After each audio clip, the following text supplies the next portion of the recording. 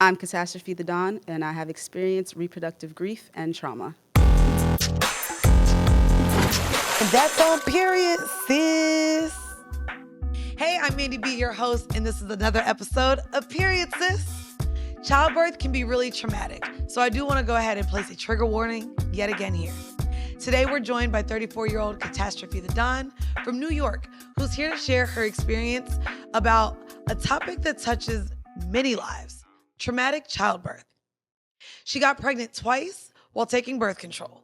Y'all, it's not a one-fix wonder, okay? She's had 3 abortions, 1 miscarriage, and after a 3-day labor, she nearly died giving birth to her 6-year-old son. She's here to chat about navigating the highs and lows of the journey to parenthood. I invite you to honor your emotions if you find yourself triggered by contents of this episode. Again, I have not experienced this, but it was an amazing experience and conversation talking to Katastrophe. The journey of womanhood is deeply personal, and there is strength in building community. Stay tuned for more on Period Sis Podcast. Dawn, I'm not even gonna lie, that name shits on mine. That is incredible. But before we get started on, I do want to give a trigger warning yet again, because I know that this is going to be a real serious conversation. So I want to start off on a high note. Could you introduce yourself to the audience? Sure, absolutely. My name is Katastrophe the Dawn. That's my stage name. I'm a drag king and professional stepper. And that's pretty much it. Professional stepper, like Yes. step team? Yeah. Girl, I was the captain on the step team in middle school. Okay, me too. And none of my friends believe me. Look, production is shaking their heads. I did my whole routine. So shout out to the steppers out there. They're all making fun of me. That is incredible. I did not know that was like an adult thing though. Yes. I want to. There are adult teams, Players Club, Step Africa. I want to come. I want to come to one and World of Step is tomorrow. I actually want to audition. Okay. Can I be a member? Yes. Okay, we're gonna have to Absolutely. talk about that. I teach first graders, so I can teach anyone. Not all right. I feel that was a little slighted. No, I'm just saying. I'm that good. You're like, if first graders can learn, I know you can too. That- It's okay. No one believes I really can. So let's get into, first off, what I believe to be a really courageous conversation.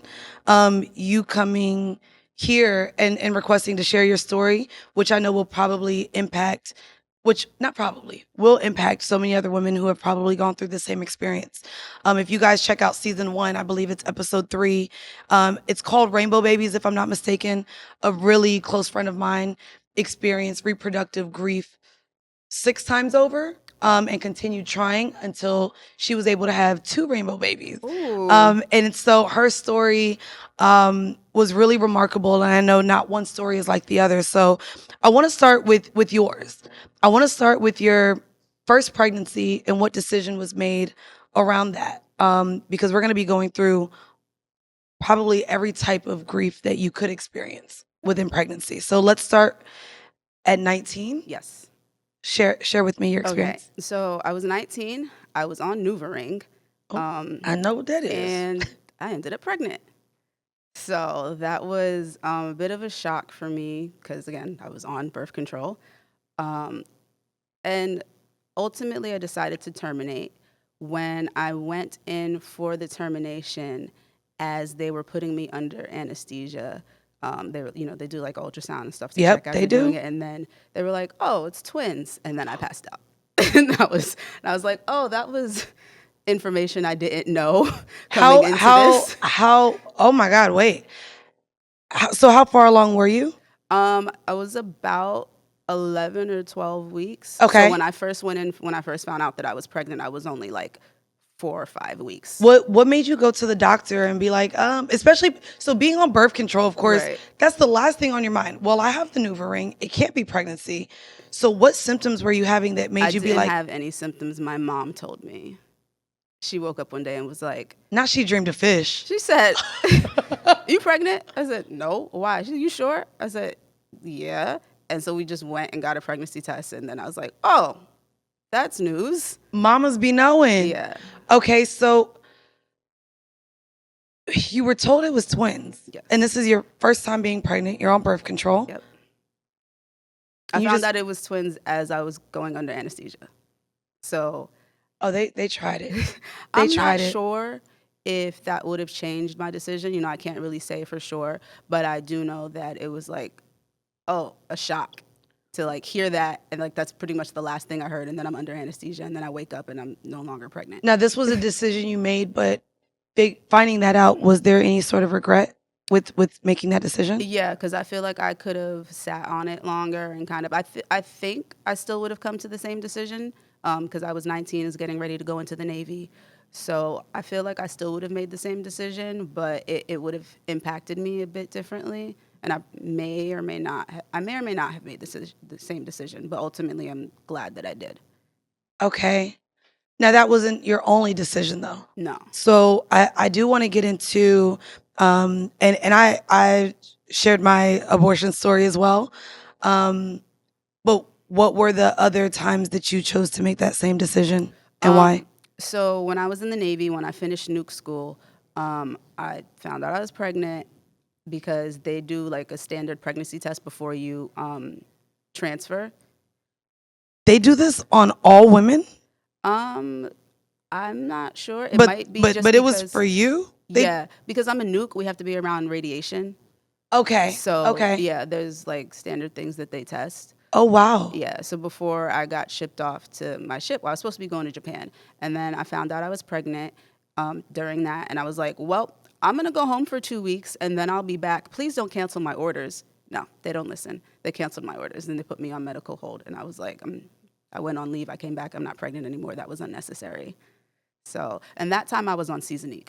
So, Wait, you were on another birth control? Mhm. You got pregnant on two different types of birth control. Did getting pregnant on NuvaRing make you decide to change the other birth control method? Yeah, so I was on NuvaRing, and then And Seasonique is what? I don't even think I've ever heard of that. Seasonique is a pill. It's the Okay. one where you take a pill consistently, and then you just get you stop it like at the 3 months, so you get like a period every quarter kind of Oh, thing. wow. So it's like, yeah, I don't know if it's still around. I don't really. I mean, clearly it don't work, so it better not be Yeah, and I wasn't the only person at the command who got pregnant who was on it. on that Yeah. specific birth control. Yeah. Okay, and so your decision around the first one was that you were going into the Navy. Yes. Your decision around this one was just that Well, it just wasn't a good time? Yeah, because my Navy career was like, I just finished school, so now I'm about to actually be stationed on at a Right. command. So I was like, this is not a good time. I'm ready to, get into my Navy career and actually go start working on nuclear reactors. I don't want to Right, I don't of have a course. kid right now. Of course. Yeah, so that was what happened with that. I was on hold for a little bit, and then I eventually went on the ship. I was on the Eisenhower. I did my time. I met my now ex-husband, and so after I got out the Navy, in 2015. 2017, we decided to try for a child. So I was on Implanon at that time, which is now Okay. called Nexplanon. I'm So- familiar with Nexplanon. Yeah, Okay. so I had it taken out, and they told me, it might be a few months before you're able to conceive. Nope, got pregnant that first month trying, which makes sense, right? Because I've gotten pregnant on birth control before. Right. So You fertile myrtle. Like, they is ready to have some babies, okay? Okay, my so mom has 7 kids. okay, so it's genetic. Y'all better see how many brothers and sisters y'all have before y'all out here having sex. So you say, I'm going to try with my partner, Yes, and you get pregnant. yes. Let's talk about Yep. that pregnancy. Got pregnant the first time around. My entire pregnancy was pretty calm. I Okay. had hypermesis gravidarum, which is like extended morning sickness. Okay. That was the only symptom that I would say like kind of affected me. I really couldn't eat much, and I had it up until like 5-6 months. But I was very active during my pregnancy. I was still stepping. I did a Tough Mudder when I was 5 months. What is that? Tough Mudder is like one of those obstacle courses. They're out like in the Oh. mud. There's like you have to run through a lot Which of they do things. say to be active and to work out during pregnancy because it helps with delivery. Yeah. Okay. The last part of the Tough Mudder is one of those warped walls like you would see in American Ninja Warrior. Right. Yeah, and they were like, "You're gonna do the warp wall?" I was like, "Yeah, I'm gonna do it." And I did it. We just had they had somebody like at the top to like help catch me just in case, and they did. So I made it all the way up, and they helped pull me up, and it was fun. It was probably like, just for me, it was like, wow, I did this while pregnant. Like, Right. you know, like women are really amazing. So anyways, I went into labor, not active labor, but it was a Sunday. My water broke, and it wasn't like how you see in the movies. Like, it didn't like gush out or anything like that. It just started trickling down my leg, and I was like, oh no, the way that we assume a water to be breaking right, is not actually how it breaks. right. It kind of, I've heard people say it feels like I peed myself. Yep, that's exactly what it is. I was standing, and we were in a store looking at cribs, mind you, and all of a sudden I just felt it trickling down my leg, and I was like, I think my water just broke. Was this the right time for your water? Like, Yeah, you were expecting? Yeah, I was about 38 weeks. Okay. So I was already past the like premature time. Right. So I called my doctor's office. I let them know what I felt, and they were like, okay, once you start having contractions and they're getting closer together, come in. You don't have to come in right now. And then said, which is also what the movies don't show. yes. Once the water breaks, you're supposed to immediately beeline to the hospital. Your doctor said, just wait till you start feeling contractions? Yeah, they said, wait till your contractions are closer together. I was like, well, I'm not feeling contractions. And they were like, well, if you're still not feeling contractions in 24 hours, then come in. Spoiler alert, I was not. My son wasn't born till Thursday. So, and this happened Sunday was Sunday? when my water broke, right. Does this count as a 4-day labor then? Maybe 3 and change. So Wow. He was born at like 1 in the morning on that Thursday. Oh, wow. Yeah. Is that normal? Did they say that? No, that is not normal. That is not what should have happened. There was a lot that went wrong during that process. Can we talk about it? Yes.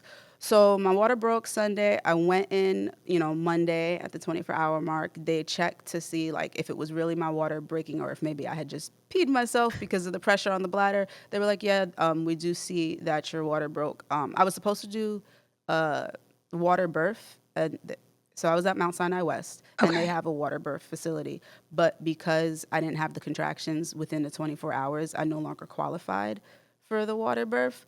I don't know. Oh, wow. Yeah, I don't know why that's a thing, but I guess because the progression of the pregnancy, of the labor wasn't happening within the standard time, they like don't want you to have the higher risk of being in that scenario now, like something else happens. So I went in, they admitted me, they gave me Cytotec, which is also used as the abortion pill. So yeah, it was originally used during labor. That's normal? Yeah, they give you a higher dose when you get an abortion, which I found out last year when I had another abortion. So we'll get into that too. So they gave me Cytotec. I still wasn't really feeling contractions. I wasn't dilating. They gave me another round of Cytotec about 12 hours later. Still nothing. They tried what is called a Foley bulb, which is quite painful. Well, it was painful for me. And which is what did they do there? Pretty much, so they insert it into the vagina and then they like slowly expand it. Like a dilator? Yeah, so they're forcing you to dilate. Why was a cesarean section just not? We got there. Okay, you ended up getting, but they tried out all these other things first. Yeah, so I didn't want to have a C-section, right? I wanted to do a water birth. I wanted to do a natural birth. Yes. Right? My goddaughter was born natural birth. I watched that whole experience, like literally there as my best friend was giving birth. So for me, I was like, I want to do that. That was cool. She did it, no meds. That was cool. Like, it's crazy. So I was like, that was cool. That's a lot to witness. But yes, a lot of women do want to do it naturally, as our ancestors did. I was on FaceTime with her husband at the time as she was doing it because we're all in the Navy, and so he wasn't able to be there. And so like for me, that was an extraordinary experience. I was like, I want to do that too. Unfortunately, wasn't able to. That's fine. Life goes on. So so you get to where you're giving birth. Yeah, so the Foley bulb didn't work. I still wasn't dilating enough. You're supposed to get to 10 centimeters. I was only at like 1 and change still. And then they put me on Pitocin, which is also supposed to help induce labor. I was on Pitocin for about a day. which apparently you're not supposed to be on Pitocin for that long. One of my best friends, who at the time was studying to be a doula, and like we're texting and stuff during the time, she was like, "Tell that nurse that you're still on Pitocin. You're not supposed to be on that so long." And then I told them, and so they stopped it. Thank God you had a friend that was training to be a doula. Right. Wow. Right. Okay. So there was like a long period of time where I was just in the room with my husband, and they had all the monitors on me and stuff, but nobody was really coming to check on me because I wasn't feeling contractions. And so just nothing was really happening. I had told them, I really wanted to try to do it naturally. I didn't want to have, so we basically were waiting until we couldn't wait anymore. So all of a sudden, I just felt like something was wrong. And so I told my husband. He went and got the nurse. They came in, they looked at the monitors, and they were like, "Well, nothing is wrong. Do you want to consider a C-section now?" And I was like, "Maybe. Let's kind of What wait." did you feel like was wrong? What gave I you? don't know. You just felt Yeah, like it was just like, intuition. I was like, something is wrong. So I was like, give me a second, let me think. So she had stepped out, and then it really, like, the feeling got stronger. And so I told my husband, I was like, go get Sabine. That was my midwife. I was like, get Sabine right now. Because the fact that they came and they were like, nothing is wrong, but then I'm like, I still feel like something is wrong. So he went and got Sabine. Sabine came in. I told her, I was like, I don't know what's wrong. Something is wrong. She's like, okay. Immediately called my doctor, and she told them we're going in for a C-section. So they came in. They gave me the epidural, and then they rushed me to the operating room. So we're in the operating room. They're starting the C-section, and I hear, they got my son out. I hear him make like his first cry, and then like my life force starts leaving me, and then I just hear like yelling, and then my husband's like, he brought my son over. I gave him a kiss, and they left. And then after that, I guess I just passed out. And when I came to, my husband was there. The baby was in the nursery area, and he was just like, my husband was just like whiter than he already is. He's white, but just whiter. Yeah, it's like ghost pale. He's just like, oh, you're like, you're here, you're okay, and So you blacked out. yeah. You were out for how long? I don't even know, a few hours.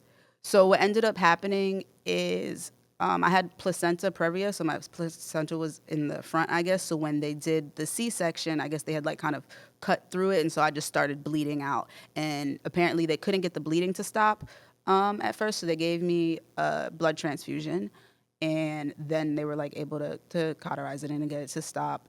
And then when I woke up, I saw my son for a bit, and about, I'd say like 3 hours after that, my doctor came in to check on me, and they checked my levels and everything, and my blood levels were still low, so I had to have another blood transfusion. Jesus. And so I was awake for this blood transfusion, and that Is that normal? Yeah. To be awake Yeah, during? you could, Okay. yeah. So that was the most painful thing. It was more painful than the birth. I didn't have any pain during the labor. I'd never felt contractions. Okay. They had me strapped up to the monitor. The nurse came in one time. She's like, "Oh, you're feeling it now?" And I was like, "No, I don't feel anything." And she was like, Wow. It was reading like they were finally coming up a little bit, but I wasn't feeling it. I also don't get cramps during my period, so I don't know if that's related. Okay. I still don't think that's common not to feel contractions. But I don't know why.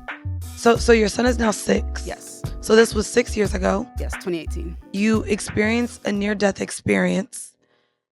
How does that make you feel, having had 2 terminations prior, going through birth, and now you almost dying?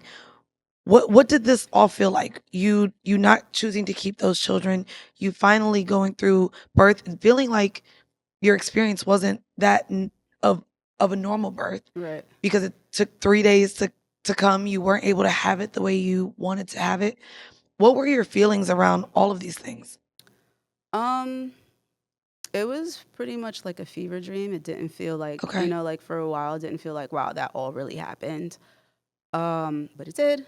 So, now that I'm further removed from it, I acknowledge it. I feel it. I actually wrote a poem about the experience of the, giving birth and going through the C-section and feeling my life leaving me.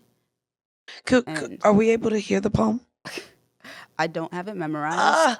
If you can find it, we gonna see. It's on my phone. Okay. So I can. You can? Yeah, I can. I would just grabbed my love phone. to hear it. So we'll probably end the episode with your poem. Okay. If you don't mind. That's fine. I would love to hear how you put that experience into words, because that had to be therapeutic. Yeah, it definitely was. I do like writing poetry. I don't write often anymore, but I do write, when I experience something and if I'm feeling really emotional about it, and it helps to like process it and understand it. Now, with this experience, what then became your thoughts after? Again, this was 6 years ago. Right. Did you try again? No. You didn't try again? I have not tried again since that time. Okay. So for the first, I'd say like 2 years, I was very adamant on never having kids again. That's it. I almost died, and if it wasn't for my midwife, who is a Black woman, I feel like nobody was gonna listen to me, and nothing would have happened. Wow. So that's why I feel it's very important to have Black people, and especially Black women, in your medical staff when you're dealing with anything that has to do with being a Black woman, really. Wow. So it's very important that we keep up our numbers in the medical field. So that experience was so traumatic. You were like, nope, never again. Yeah, no, I'm good on that. What about today? Today I am open to the possibility, maybe within the next year or two. Okay. It depends kind of where my relationship goes and things like that with my current partners. So we shall see. Well, chronologically, you did say you ended up having another termination. Yes, I had a termination last year with a person who's no longer my partner. That was like, I was pretty much on I had just broken up from a previous relationship, 4-year relationship, and it was just like, oh, this is happening. This is not a good time. Not a good time. Yeah, not a good time, not the right person. So, and for that one, that was my first time doing the abortion pill rather than doing a DNC. And that was a little bit of experience too, actually, because it took a little bit longer before everything kind of passed out. So when I went for my follow-up appointment from that, they were like, oh, it's still kind of, the little bit is still passing. I was still registering, my HCG levels were still registering as pregnant. So that took about 5 weeks before my levels came down to like read not pregnant. Wow. Yeah. Mentally, I'm sorry, even you explaining that, mentally, what was that like then? Being different than something that's definitely more immediate. Yeah. With going to the doctor. You said for 5 weeks, technically. Yeah, I was bleeding for those whole 5 weeks. So the first psychologically, where does that put you? Like with having to experience and actually also know scientifically what's happening. Right. It was a little bit scary for me because I'm like, all right, I almost died during labor. And I know I had an older sister in Cuba. My dad told me that she passed when she was teenager because she had an abortion, and I guess it hadn't all passed. It hadn't all come out. Actually, circle back, my first abortion, that happened to me, but luckily in the U.S., I guess, I don't know I think she had a back alley abortion. But anyways, my story, when I woke up from the abortion, they did, ultrasound to make sure that everything had passed out, but it had not. Wow. So I had to go back in, but they couldn't put me asleep for the anesthesia. They just did like local anesthesia because the I guess nurse or whoever, when I came out, had already given me like some crackers and ginger ale. And so you couldn't. You can't like eat before you go under. Wow. Yeah, so that was weird. And I kind of just like stared and watched the whole thing. And I just thought it was like kind of cool to watch it. So kind of cool to watch this crazy yeah. as well. But like when I did my C-section, I asked them if they could move the curtain so I could see it. And they're like, they don't do that. And I was like, but I want it. And then, no. There was, no. I'm not going to lie. I didn't ask. I was like, curtains closed, please. Let's go. Let's get this over with. And then I was out. My ex said, like, as they were doing it, he saw a glimpse and he was like, yeah, they just had like your organs set on the side on the table. And he was like, I didn't know. He just like This looked and then this looked was for away. the delivery. Yeah. Oh my God.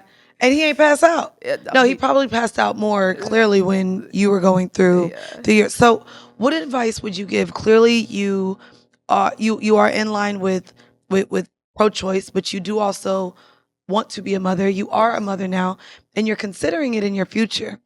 With all of these experiences and maybe any women who have experienced, what advice would you give them? Number one, trust your intuition. Which That's you first. did. Like as humans, trust your intuition. Male, female, woman, man, non-binary, whatever. Always trust your intuition. Secondly, do your own research and have an idea of what you want, but also be open to understanding that it might not go to plan, and that's okay. Because like for me, when I was in the hospital during that whole labor experience, I really wanted to do the water birth, couldn't do the water birth. I'm like, okay, next step, I want to do the natural birth. Couldn't do the natural birth. Okay, get me in there, get him out, because I don't want anything to happen. So it was just like, I was very calm through the whole process. It was afterwards that I was like, ah. So it was just, but I feel like that sense of like just trying to stay calm. I had my music playing. I was listening to Kimya Dawson and Pitbull. And what a mix. Yeah, not at all. Like, but that's what I like. And some Eminem, of course. And, that helped calm my nerves. My husband was there.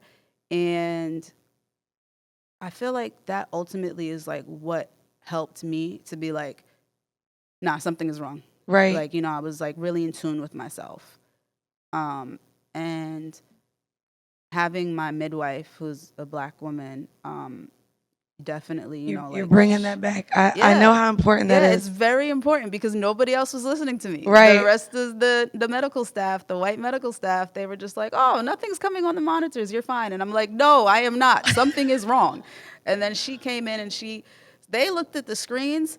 She looked at the nodules and stuff that were like, I don't know what they're called, the little sticky patches the little that were sticky attached stuff to me. And she's like, oh, this is not even on correctly. Then puts it on and it's like, oh, his heart rate is low. We got to do a C-section. So it's just like, this could have... If she was not there, what could have? Right. I mean, it already became a tragic experience. Right. And it's like I felt like they were... Not tragic, traumatic. There we go. I gotta ignoring. They were like ignoring. They were ignoring you. And I was just like, and then, my husband, no offense, but he's just not very, like he's the one, if he goes to a restaurant, they messed up his order, he's just going to eat it. He's going to eat it anyways? Yeah, not me. Send this back. Fix that. Send this back. This is not what I'm paying for. Like, this is not what I asked for. It's not what I'm paying for. Send that back. So, he's not very outspoken and stuff. So I was just like, go get Sabine. And I love it. I think that's a recurring narrative here, is that you have to advocate for yourself or no one will. Yes. And luckily you also had someone to advocate for you and kind of let them know what they were doing was wrong. Right. I mean, look at Serena Williams' story. It's the same thing. Like, she had to advocate for herself. And it's just like, look at her status. And she still experienced that. She still experienced that. So it's just crazy to me how there's this, I feel like, underlying stigma within the medical system that somehow Black people just have a higher tolerance and don't need as... Right. No, that's not true. Before we get out of here, I would like to know how you deal with the reproductive grief. Like, did you go to therapy? Do you talk about this with your partners? Do you have friends that you lean in to? Like, do any of these instances ever come back up into the present time where you feel like you're dealing with those decisions? Not anymore. Okay. Within the first few years it did, and I had the support of, my ex-husband. I had the support of my best friend. My husband and I actually got divorced separated about a year after I had my son. And then my partner after that, like, he also was very supportive whenever I was having like moments and things like that. And we would talk about it. And that was about the time like I ended up writing the poem about the experience. And that was very helpful. And, going and performing that, it helps me. And I feel like it's very empowering. I love that. Yeah. I love that. Well, thank you so much for sharing your story here with us. Of course, I'm going to let you go get that phone. Okay. So we can end this episode off with your poem. But thank you again for being courageous enough to share again your experience in this matter. And I appreciate you. Thank you. Thank I you. just want to be able to help others. And you are. And you are just by sharing your story. Y'all make sure y'all stay tuned. We're going to give y'all some stats and facts, and we will be right back. This episode was a reminder that birth control doesn't guarantee protection from pregnancy, y'all. It also reminds us that it's very important that we have advocates in the hospital during childbirth. Again, whether it's a midwife like Katastrophe had or your friends and family. Black pregnant patients are still 3 times more likely to die than white patients in the US. And the US has the highest maternal mortality rate among developed countries. Support from understanding and competent healthcare providers is crucial. So again, make sure you advocate for yourself and you Google and get all of the information you can.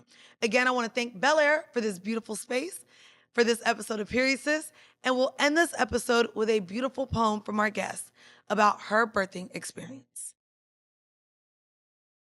The birth of my son. As I lay dying, I'm holding my breath with eyes closed, fighting tears because I'm listening. I'm listening so hard that I don't want my breathing to interfere with my listening. I don't want my seeing to mislead my hearing. It's a little chilly. I ignore it and focus on listening.